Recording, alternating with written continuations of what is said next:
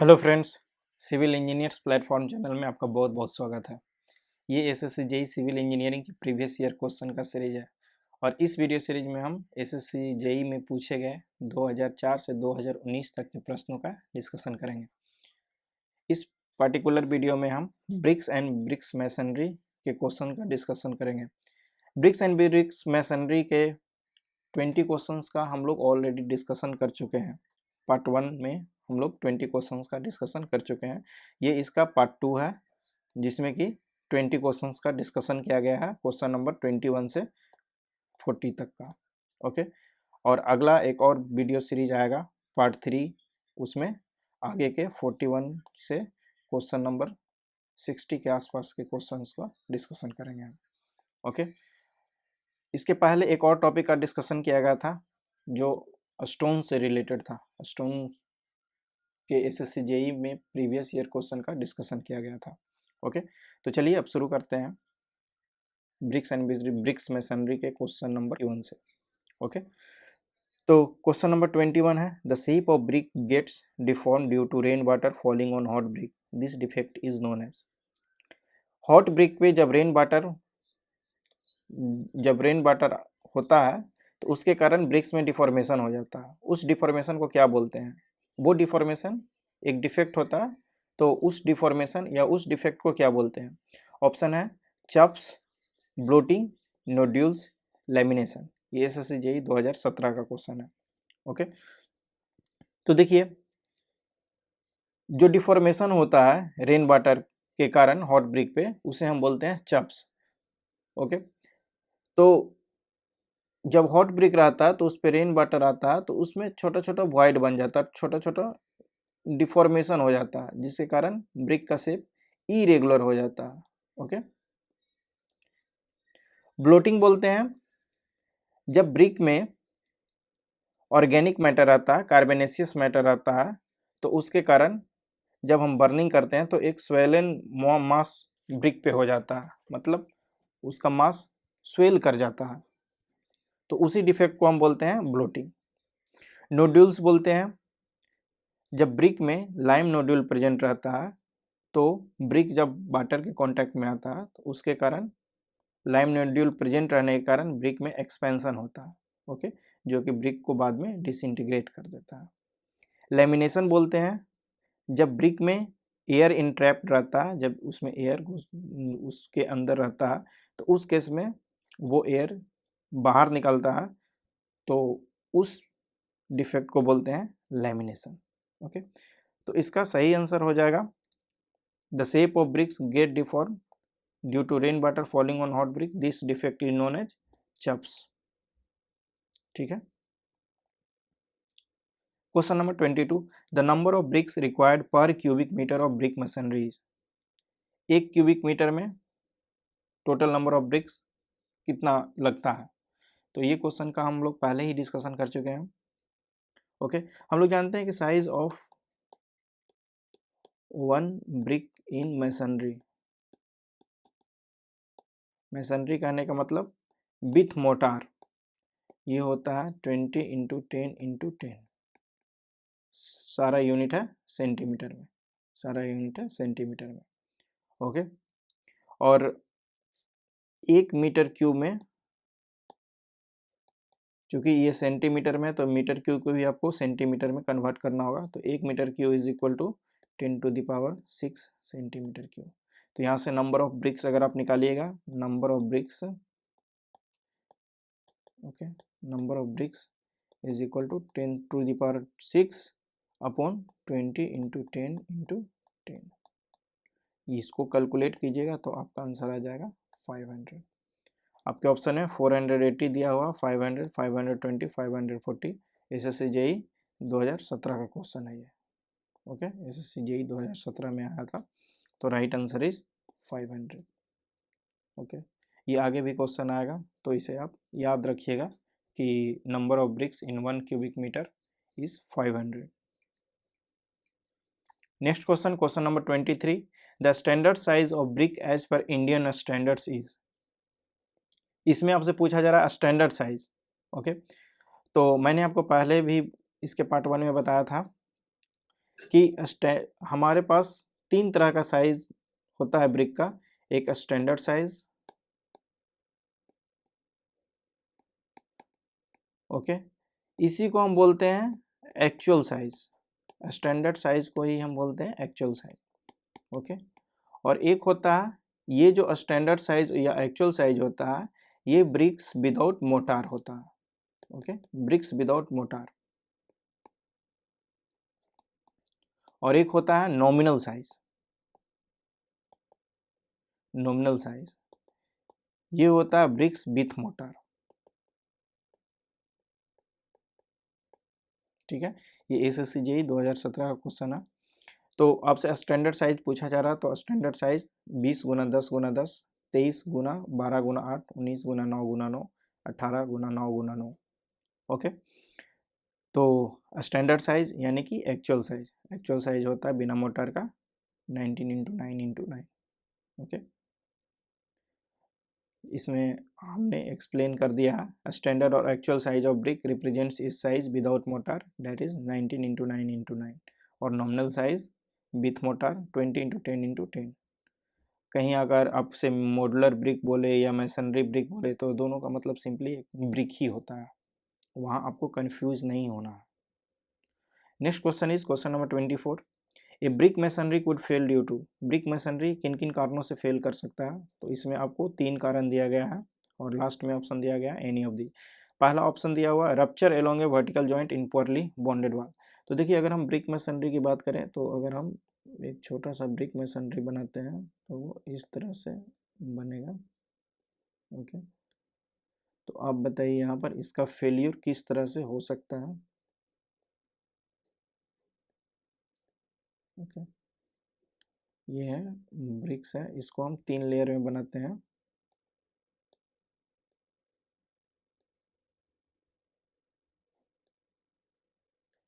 और ये जो ब्लैंक स्पेस है यहाँ पे हम लोग मोटार भर देंगे, ओके।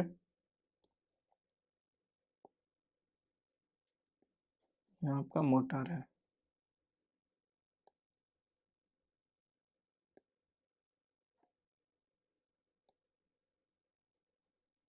ठीक है। आपसे बोला जा रहा है कि ब्रिक मैसनरी किस तरह से फेल कर सकता है, rupture along A vertical joint in poorly bonded वाल। तो rupture along A vertical joint कहने का मतलब है ये आपका जॉइंट जो बना है, दिस इज कॉल्ड, यहाँ भी हम मोटार लगा देते हैं, ओके। तो this joint is vertical joint. अगर मोटार वीक होगा तो इस जॉइंट के एलोंग ब्रिक फेल कर सकता है, ओके। ये सही बात है, अगर हमारा जॉइंट ही कमज़ोर होगा तो उसके लॉन्ग तो वो रप्चर कर ही सकता है। तो this is right option. Next is shearing along a horizontal plane. तो शेयरिंग एलोंग हॉरिजॉन्टल प्लेन, अगर हम हॉरिजॉन्टल डायरेक्शन में इसे फोर्स लगाते हैं, हॉरिजॉन्टल डायरेक्शन में फोर्स लगाते हैं यानी कि लेटरल फोर्स अगर इस पे आएगा तो उस केस में अगर मोटार वीक होगा तो ये इसके एलोंग भी फेल कर सकता है। ये दोनों ब्रिक इस तरह से फेल कर सकता है, ये दोनों ब्रिक पहले से ऐसे है तो ये फेल करके आपका इस तरह से बन जाएगा, ठीक है, इस तरह से फेल कर सकता है। Next option is crushing due to overloading. अगर हम इस पे ब्रिक के स्ट्रेंथ से ब्रिक जितना लोड बियर कर सकता है उससे ज़्यादा लोड लगाएंगे तो ये ब्रिक फेल कर जाएगा। तो ये भी ऑप्शन सही है, ये दोनों ऑप्शन सही है, यानी कि इसमें से सही ऑप्शन हो जाएगा एनी ऑफ दीज, कि ये सब सारे कारणों से कोई भी अगर चीज़ ऐसा होता है तो इसके कारण से ब्रिक मैसनरी फेल कर सकता है, ओके। ये एसएससी जेईई 2017 का क्वेश्चन है। Next question is question number 25। Which of the following statements is correct? Excess of alumina in clay makes the brick brittle and weak, excess of alumina makes the brick crack and warp on drying, excess of alumina. तो इसमें सारे question में access of alumina दिया हुआ है, यानी कि अगर एल्यूमिना एक्सेस अमाउंट में रहता तो ब्रिक को किस तरह से हार्म पहुंचाता है, ओके। एल्यूमिना का काम है प्लास्टिसिटी देना, ओके, और प्लास्टिसिटी देना, ओके। जब ये 20 to 30% तक रहेगा, अगर इससे ज़्यादा अमाउंट करते हैं तो ये ब्रिक को प्रॉब्लम पहुंचाता है। तो वो किस तरह से प्रॉब्लम पहुंचाता है, अगर ब्रिक ज़्यादा, अगर अर्थ अगर ज़्यादा प्लास्टिक रहेगा तो उस केस में आप उसे प्रॉपर शेप नहीं दे पाइएगा, वो उसका शेप इस तरह से उसका शेप नहीं रह पाएगा, कहीं इधर मुड़ जाएगा, फिर इधर मुड़ जाएगा, या फिर ये इरेगुलर शेप हो जाएगा। तो एक्सेस ऑफ एल्यूमिना जब क्ले में रहता है तो वो ब्रिक को वार्प कर देता है, मतलब वो ब्रिक मुड़ जाता है ड्राइंग करने के बाद, सुखाने के बाद वो ब्रिक मुड़ जाता है, या फिर उसमें क्रैकिंग आ जाता है जब एल्यूमिना का मात्रा ज़्यादा रहता है क्ले में। तो ओके, तो राइट आंसर इज बी। अब देखिए इसमें एक और भी ऑप्शंस दिया हुआ है, ब्रिक्स को ब्रिटल और वीक बनाता है, ये सिलिका का काम है। सिलिका का अगर अमाउंट आप ज़्यादा रखते हैं, उसके 50 to 60% से के अमाउंट से अगर आप ज़्यादा रखते हैं, तो उस केस में इस तरह का डिफेक्ट आ सकता है ड्राई ब्रिक में, वो ब्रिक को ब्रिटल और वीक बनाता है। और ये एक और ऑप्शन है कि high power deposit on brick, deposition का बात कर रहा है कि ब्रिक पे डिपोजिशन लाता है, तो ये काम, ये एफ्लोरेसेंस होता है, और ये अल्कलीज के कारण एफ्लोरेसेंस होता है। ठीक है, तो ये अल्कली का काम है। और एक ऑप्शन दिया हुआ कि improves permeability and durability of brick, तो परमेबिलिटी और ड्यूरेबिलिटी ये आयरन ऑक्साइड के कारण ब्रिक में आता है। ठीक है, तो ये एसएससी जेईई 2017 का क्वेश्चन है, इसका राइट आंसर हो जाएगा कि excess of alumina in clay makes the brick crack and warp on drying. Okay, right answer is b. Alumina imparts plasticity to a brick earth which helps in easy molding of brick earth. If in excess, then raw brick will shrink and warp during drying, which will make its surface irregular. Okay. Next question is question number 26. The portion of brick without a triangular corner is equal to half the width and half the length. वैसा brick, देखिए इस तरह से question पूछा जा रहा है कि ये ब्रिक है। Okay, the portion of brick without A triangular corner, अभी ये ब्रिक के पास ये ट्रायंगुलर कॉर्नर है। ठीक है, तो विदाउट ए ट्रायंगुलर कॉर्नर मतलब ये कॉर्नर ट्रायंगुलर नहीं रहेगा, और it is equal to half the width and half the length. तो half the width and half the length यानी कि कुछ इस तरह का बात बोल रहा कि अगर ये लेंथ L/2 है और ये विड्थ B/2 है, ये विड्थ सॉरी ये लेंथ, अगर आपके पास ये लेंथ अगर L है और ये विड्थ अगर B है, ठीक है, तो ये लेंथ हो जाएगा L/2 हाफ द लेंथ, और ये विड्थ हो जाएगा B/2। तो इस तरह के ब्रिक को हम क्या बोलेंगे, ये जो हमारा बचा हुआ पोर्शन हो गया, इस ब्रिक को हम क्या बोलेंगे, तो इस ब्रिक को हम बोलते हैं किंग क्लोजर।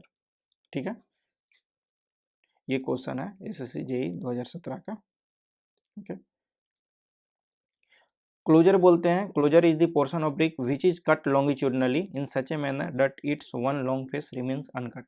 हमेशा हमेशा क्लोजर का जो एक लॉन्ग फेस है वो हमेशा अनकट रहेगा। जैसे किंग क्लोजर के बारे में हम बात करते हैं, तो किंग क्लोजर में एक लंबा वाला फेस हमेशा अनकट रहता है, और क्वीन क्लोजर में भी एक लंबा वाला फेस हमेशा अनकट रहता है। ओके, किंग क्लोजर बोलते हैं, King closure has one corner of brick so cut as to remove half the header and half the stretcher. आधा हेडर को काट के हटा देते हैं और आधा स्ट्रेचर को काट के हटा देते हैं। ठीक है, उसके बाद जो ब्रिक बनता है उसको हम किंग क्लोजर बोलते हैं। और किंग क्लोजर बोलते हैं is a brick of full length and thickness but half width. ये पूरा लेंथ का होता है और पूरा थिकनेस का होता है, लेकिन इसका विड्थ B/2 हो जाता है। ओके, और स्क्विंट ब्रिक होता है एंगुलर ब्रिक। ओके, उसके एज को एंगुलर कर देते हैं, तो उसे हम स्क्विंट ब्रिक बोलते हैं। तो right answer is king closer. Next और question is question number 27। When a brick is cut into two halves longitudinally one part is called. तो पिछले क्वेश्चन में ही हमने देखा था कि जब ब्रिक को हम इस तरह से ब्रिक को जब हमने काटा था, ओके, जिसमें कि हाफ लेंथ और हाफ बिट कटा था, तो उससे हम बोल रहे थे किंग क्लोजर। और इस क्वेश्चन में बोला जा रहा है कि जब हम ब्रिक को दो पार्ट में काट देते हैं लॉन्गिट्यूडनली, मतलब इस तरह से काटा जा रहा है दो पार्ट में, तो उस ब्रिक को क्या बोलते हैं, तो उस ब्रिक को हम बोलते हैं क्वीन क्लोजर। ठीक है, that brick is called queen closer. ये भी एसएससी जेईई 2017 का क्वेश्चन है। King closer half length and half width, okay, that is called king closer. और half width is called queen closer. Cornish brick होता है वो ऑर्नामेंटल ब्रिक होता है, ओके। और फिर वॉशेयर होता है वो बेस शेप्ड स्टोन या ब्रिक होता है जो आर्क में यूज होता है। बेस शेप्ड कहने का मतलब है कि एक तरफ ज़्यादा वाइड और एक तरफ कम वाइड, इसे हम बोलते हैं wedge shaped, okay. This is called wedge shaped. तो वॉशेयर का यूज होता है वेज शेप्ड स्टोन के रूप में, स्टोन या ब्रिक के रूप में, जो जब हम आर्क का कंस्ट्रक्शन करते हैं, ओके। तो right answer is queen closer. Next question, question number 28, the red colour obtained by bricks is due to the presence of. Red colour किसके कारण होता है? लाइम के कारण, सिलिका, मैग्नीज, आयरन ऑक्साइड। तो हम लोग बहुत बार डिस्कशन कर चुके हैं, red colour is due to iron oxide. Lime का क्या काम है? लाइम फ्लक्स की तरह काम करता है, ओके, जो कि सिलिका को फ्यूज करने में हेल्प करता है। सिलिका स्ट्रेंथ देता है, स्ट्रेंथ एंड हार्डनेस देता है ब्रिक को, स्ट्रेंथ एंड हार्डनेस, ओके। और मैग्नीज ब्रिक्स का येलोइश टिंट देता है, येलोइश टिंट। अगर इसका मात्रा ज़्यादा कर देते हैं मैग्नीज का, तो उस केस में ब्रिक में येलोइश टिंट ज़्यादा आ जाएगा, येलोइश कलर ज़्यादा आ जाएगा। और आयरन ऑक्साइड का ज़्यादा मात्रा करेंगे तो उसमें रेडनेस ज़्यादा आएगा। ये SSC JEE 2017 का क्वेश्चन है, ओके।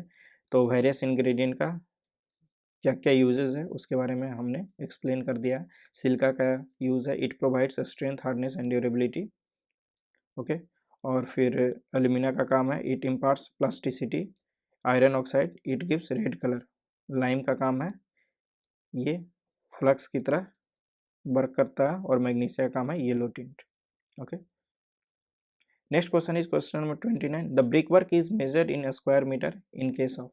ब्रिक वर्क को कब हम स्क्वायर मीटर के रूप में मेजर करते हैं?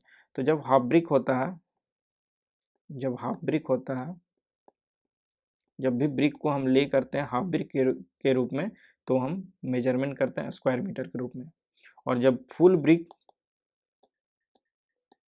जब हम ब्रिक को ले करते हैं फुल ब्रिक के रूप में, तब उसको हम मीटर क्यूब में, क्यूबिक मीटर में हम उसका मेजरमेंट करते हैं, ठीक है। हाफ ब्रिक का साइज हो जाएगा 10 सेंटीमीटर और फुल ब्रिक का साइज हो जाएगा 20 सेंटीमीटर।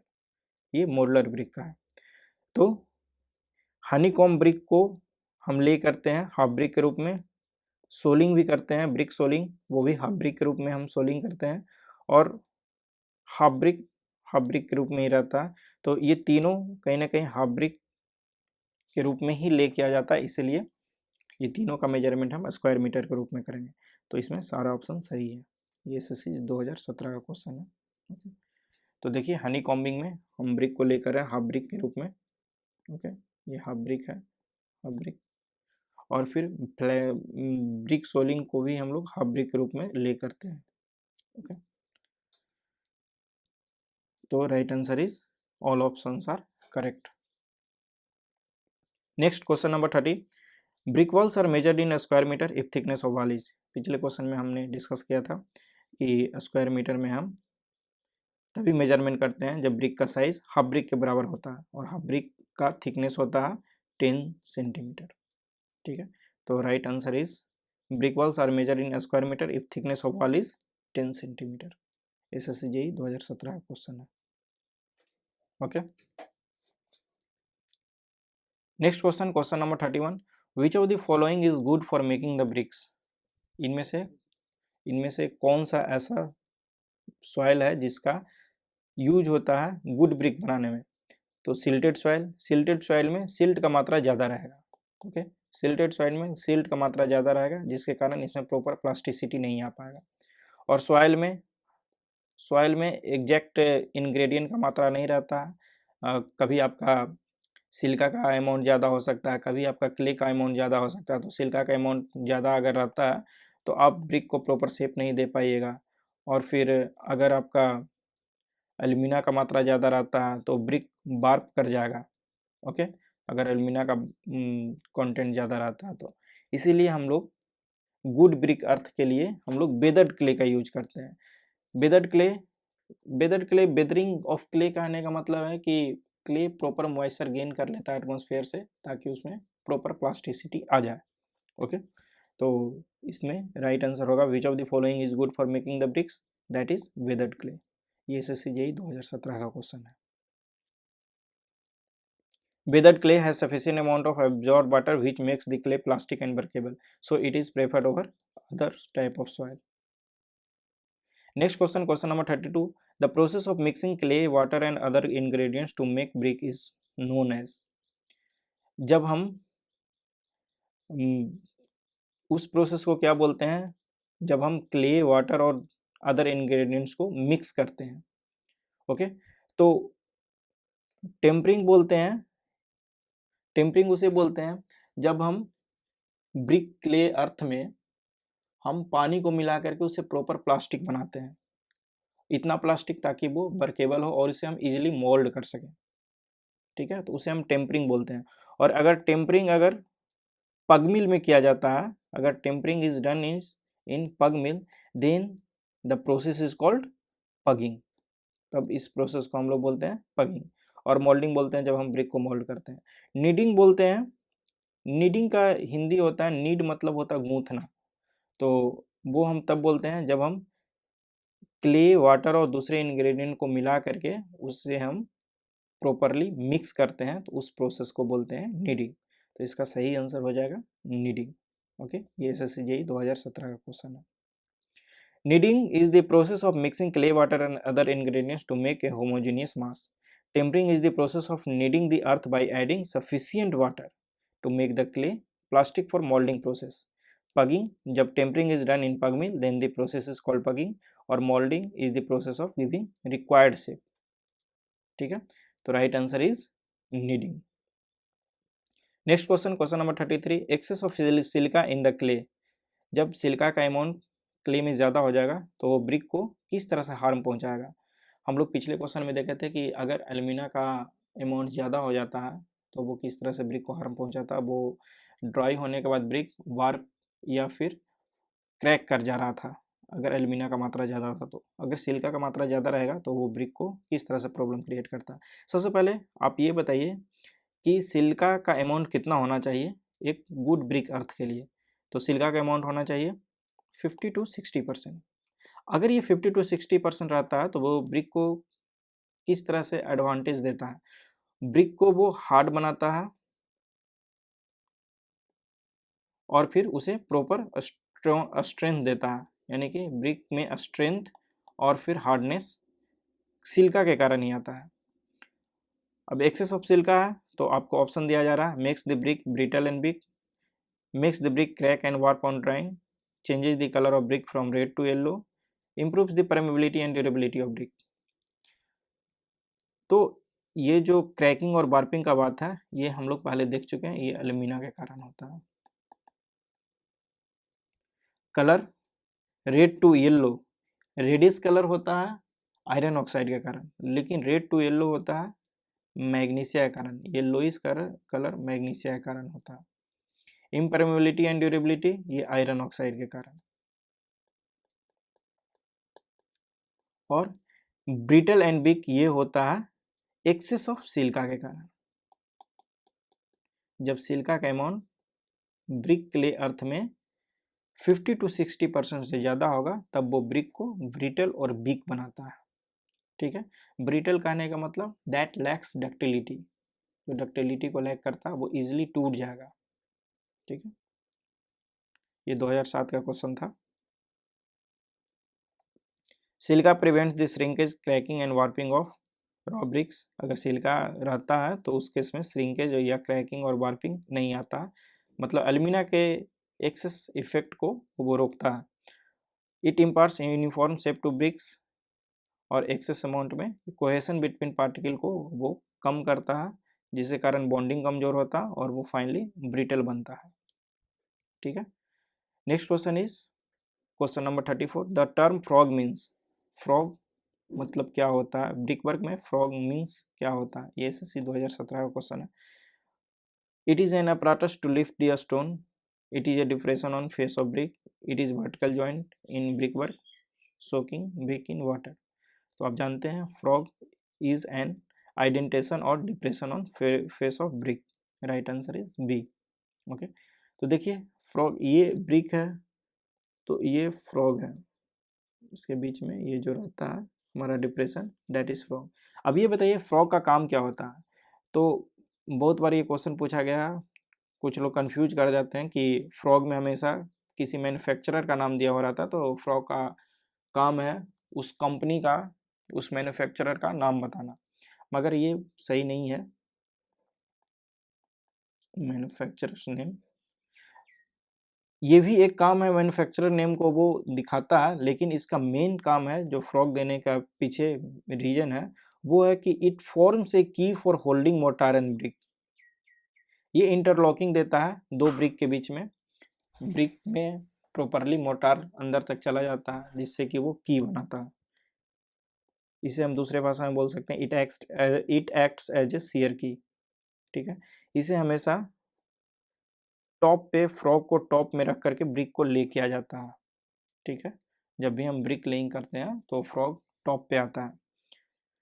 फ्रॉग का साइज होता है 10x4x1 सेंटीमीटर। ओके, चलिए, तो नेक्स्ट क्वेश्चन है question number 35। The minimum compressive strength of second class brick is should be. Second class brick का मिनिमम कंप्रेसिव स्ट्रेंथ क्या होना चाहिए। हम पहले भी डिस्कस कर चुके हैं, फर्स्ट क्लास ब्रिक का मिनिमम कंप्रेसिव स्ट्रेंथ होना चाहिए 10.5 न्यूटन पर mm²। और हमने बताया भी था कि अगर आपको यूनिट कन्वर्सन में प्रॉब्लम होता है तो इस तरह के क्वेश्चन में आप जनरली कंफ्यूज कर जाइएगा। ठीक है, न्यूटन पर mm² में हमने याद किया था, लेकिन यहाँ दिया हुआ kg पर सेंटीमीटर स्क्वायर, तो kg पर सेंटीमीटर स्क्वायर में हमने चेंज करना बताया था, 1 newton per mm² is equal to 10 kg per centimetre square. Bricks and bricks masonry के पार्ट 1 में जो हम क्वेश्चन डिस्कस किए थे उसमें हम आपको एक्सप्लेन किया कि कैसे इसे कन्वर्ट किया जाता है। उसमें हमने आपको न्यूटन पर mm² से kg पर सेंटीमीटर स्क्वायर में कन्वर्ट करना बताया था और मेगा पास्कल से न्यूटन पर mm² में कन्वर्ट करना बताया था। ठीक है, तो एक बार उस वीडियो को देख लीजिएगा। अब सेकेंड क्लास ब्रिक का पूछ रहा है तो फर्स्ट क्लास का 10.5 होता है, सेकेंड क्लास का होता है 70, सेकेंड क्लास का 70 Newton 70 kg per centimetre square. Okay, और थर्ड क्लास का होता है 50 kg पर सेंटीमीटर स्क्वायर।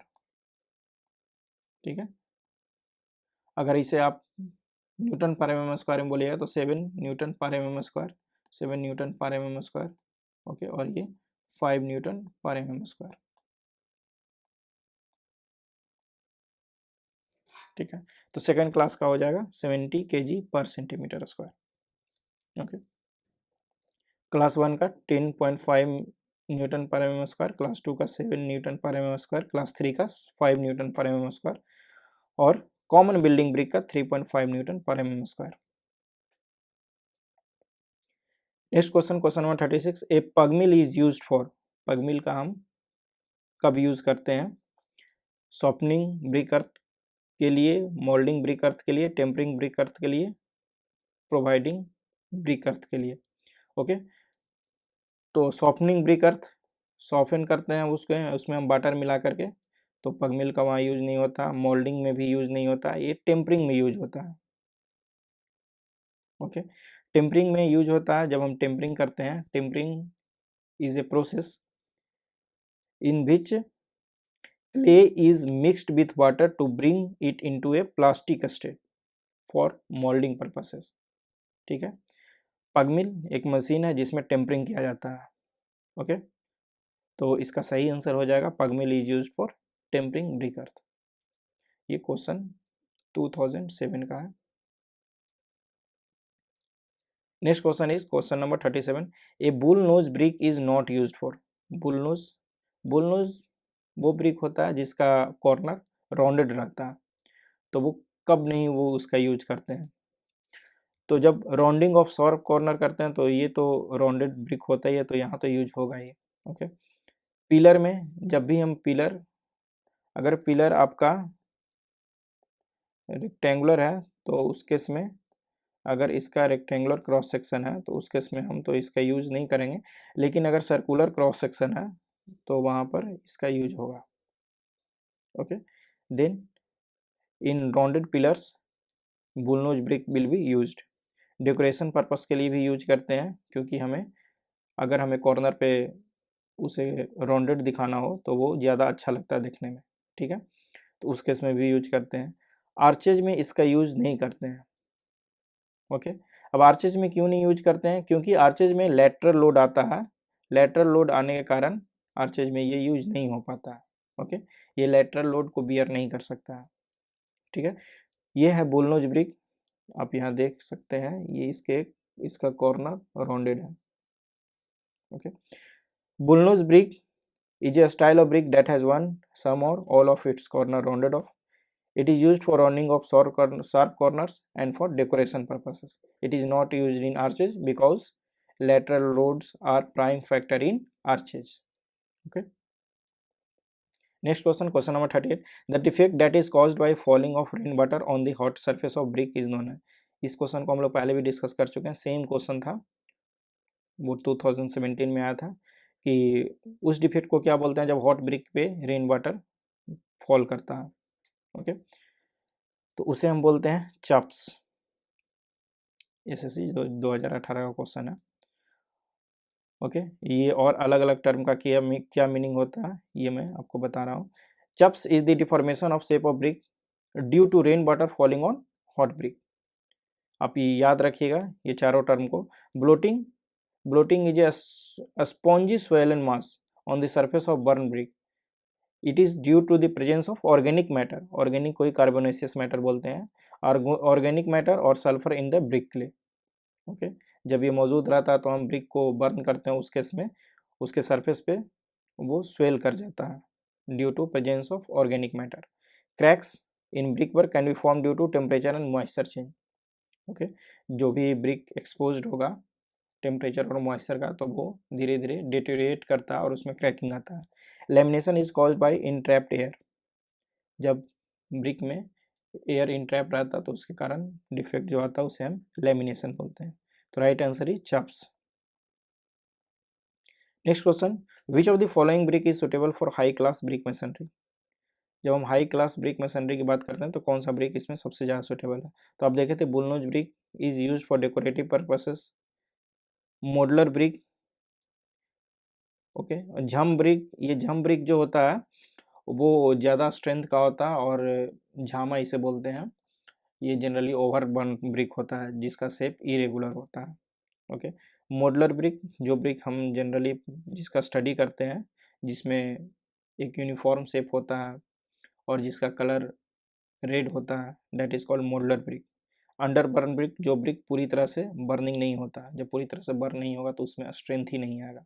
ये एसएससी जेईई 2018 का क्वेश्चन है, तो इसका राइट आंसर हो जाएगा which brick is suitable for high class masonry. तो जम ब्रिक का तो हम यूज़ नहीं कर पाएंगे क्योंकि इसका इरेगुलर शेप होता है। बुलनोज ब्रिक भी डेकोरेटिव पर्पसेस के लिए यूज होता है, ये लेटरल लोड को बियर नहीं कर पाएगा तो ये भी नहीं यूज होगा। जम ब्रिक भी नहीं यूज होगा। अंडर बर्न ब्रिक वो उसका स्ट्रेंथ कम रहता है इसलिए भी यूज नहीं होगा, तो modular brick is the right answer. Bullnose brick have round corners and are used for decorative purposes. Jump brick are overburn brick and it is not suitable for construction purposes. क्यों? Because these have deformed structure and are used for ballast और filling work. Okay, जहाँ पर हमें fill करना होता है तो वहाँ पे हम जम्प ब्रिक का यूज करते हैं। Modular brick has regular shape and size and are used in high class masonry work. Underburn brick has very low strength and are not suitable for construction purposes. Okay, so right answer is modular brick. Next question, question number 40. Which of the following is the correct reason for soaking the brick in water before its use? हम brick को पहले पानी के अंदर डुबा देते हैं तब फिर जा करके उसे यूज करते हैं, तो what is the correct reason behind it? क्या उसका सही रीजन है कि हम ऐसा करते हैं? पहला ऑप्शन है for preventing absorption of moisture, for reducing air wide, for reducing efflorescence, for cleaning. तो देखिए क्लीनिंग भी हो जाता है जब ब्रिक को हम सोक करते हैं तो, लेकिन इसका पर्पस ये नहीं होता कि हम ब्रिक को क्लीन करने के लिए पानी में डुबाएं। एयर वॉइड भी रिड्यूस हो जाता है जब हम पानी में डुबाते हैं तो, but that is not our prime factor. Okay, reducing efflorescence, तो ये तो अल्कली के कारण होता है।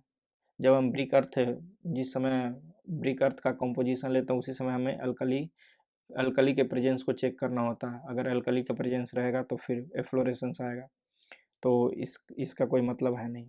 ओके, एक ऑप्शन है for preventing absorption of moisture for mortar by bricks. हम लोग ब्रिक्स को पहले इसीलिए डुबाते हैं ताकि बाद में जब उसमें मोटार लगाए ब्रिक में, तो वो मोटार से वो मॉइस्चर को गेन ना करे। अगर मोटार से मॉइस्चर गेन करेगा तो उस केस में मोटार में सीमेंट और सैंड होता है, तो सीमेंट को हाइड्रेशन के लिए प्रॉपर वाटर चाहिए, सफिशिएंट अमाउंट ऑफ वाटर चाहिए। अगर ब्रिक को पहले से हम पानी में नहीं डुबाएंगे तो ब्रिक में वाटर एब्जॉर्प्शन कैपेसिटी होता है, वो वाटर को एब्जॉर्व करता है, वो मोटार से वाटर को एब्जॉर्व करेगा और फिर सीमेंट के लिए पानी बचा हुआ ही नहीं रहेगा हाइड्रेशन के लिए, तो उस केस में मोटार प्रॉपर स्ट्रेंथ गेन नहीं कर पाता है। और यही कारण है कि बहुत बार ब्रिक वर्क फेल कर जाता है फॉर ब्रिक मोटार। उसके पीछे बहुत बड़ा रीज़न है कि लोग पहले से ब्रिक को पानी में नहीं डुबाते हैं। ओके, तो right answer is for preventing absorption and moisture of mortar for by BRICS.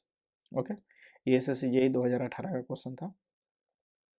Soaked brick prevents suction of water from the wet mortar, which may lead to weak bond between bricks and mortar. Okay. Also, soaking of bricks in water removes dust, sand, and other soluble salt. These are of secondary purposes, which may cause efflorescence. Right answer is for preventing absorption of moisture from mortar by bricks. Okay. तो ये हमारा BRICS and bricks masonry का part 2 था, जिसमें हम question number 21 से 40 तक का डिस्कशन किए। तो यहीं ये हमारा वीडियो ख़त्म होता है। Thanks for watching.